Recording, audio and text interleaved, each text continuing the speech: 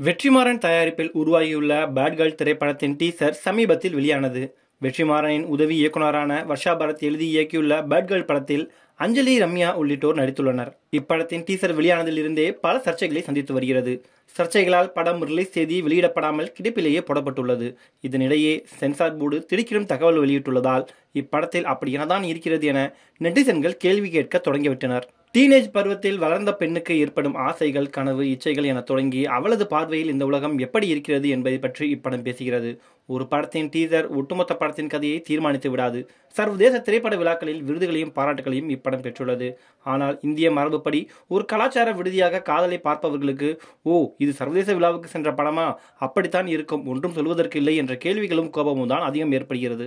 இயக்குனர் மோகன்ஜி இப்படம் குறித்து கடுமையாக விமர்சித்து பேசினார். அதில் ஒரு பிராமண பெண்ணின் தனிப்பட்ட வாழ்க்கையை சித்தரிப்பது இந்த குலத்தை இழிவுபடுத்தும் வகையில் உள்ளது. வெற்றிமாறன் அனுராக் காஷ்யப்பிடமிருந்து வேறு எதை எதிர்பார்க்க முடியும்? பிராமண பெண்களின் அப்பா அம்மா பழையவர்கள் இல்லை, உங்கள் வீட்டில் இருந்து தொடங்குகள் என காட்டமாக பதிவிட்டிருந்தார். இதற்கு ஆதரவு தெரிவித்து பலரும் கருத்து தெரிவித்தனர்.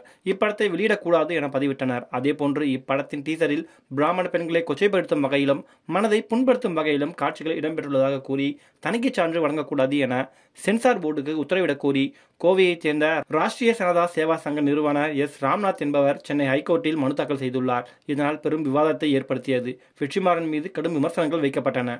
அண்மையில் நடந்த டிராகன் பட இசை வெளியீட்டு விழாவில் பேசிய இயக்குனர் மிஷ்கின் பேட் கேர்ள் படத்தின் மீதான விமர்சனத்திற்குள் வரவில்லை. இப்படத்தை இயக்கிய வர்ஷா பரத் என்ற குழந்தை வெளியே வர வேண்டும், பெண் இயக்குநர்கள் தமிழ் சினிமாவிற்கு வர வேண்டும், ஆதரவு தெரிவிக்க வேண்டும் என கேட்டுக்கொள்கிறேன். முதல் படத்திலேயே அந்த பெண்ணுடைய கருத்தை முடக்க வேண்டாம் என பேசியிருந்தார். அதேபோன்று இயக்குனர் செல்வமணியும் ஆதரவு தெரிவித்திருந்தார். சர்ச்சைகளும் விமர்சனங்களும் எழுந்து வரும் நிலையில் சென்சார் போர்டு தந்துள்ள விளக்கம் ரசிகர்களை தலைசுத்த வைத்துள்ளது. பேட் கேர்ள் படத்திற்காக இதுவரை தணிக்கை சான்றிதழ் கேட்டு விண்ணப்பம் எதுவும் வரவில்லை என தெரிவித்துள்ளது. ராஷ்டிரிய சனதா சேவா சங்கம் சென்சார் போர்டுக்கு அளித்த மனு பரிசீலிக்கப்படும் என்று சென்சார் போர்டு கூறியுள்ளது குறிப்பிடத்தக்கது.